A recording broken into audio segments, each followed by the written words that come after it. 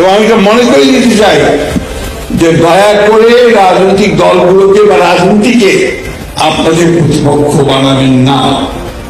রাজনৈতিক দলগুলোকে প্রতিপক্ষ না বানাতে অন্তর্বর্তী সরকারের প্রতি আহ্বান জানিয়েছেন বিএনপি মহাসচিব মির্জা ফখরুল ইসলাম আলমগীর। শুক্রবার বিকেলে রাজধানীর রমনা ইঞ্জিনিয়ারিং ইনস্টিটিউটে বুদ্ধিজীবী দিবসের আলোচনায় এই কথা বলেন তিনি।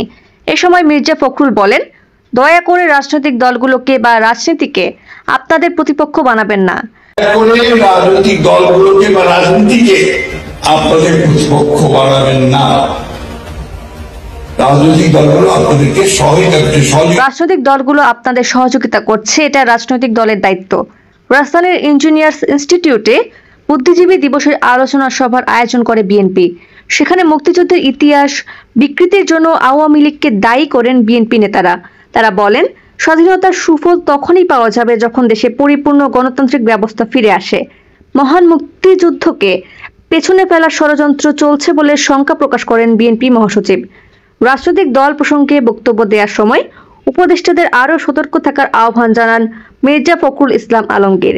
৭১-এর মুক্তিযুদ্ধের ইতিহাস যেন কেউ বিকৃত করতে না পারে, সেজন্য সবাইকে সজাগ ও ঐক্যবদ্ধ থাকার আহ্বান জানিয়েছেন বিএনপি মহাসচিব।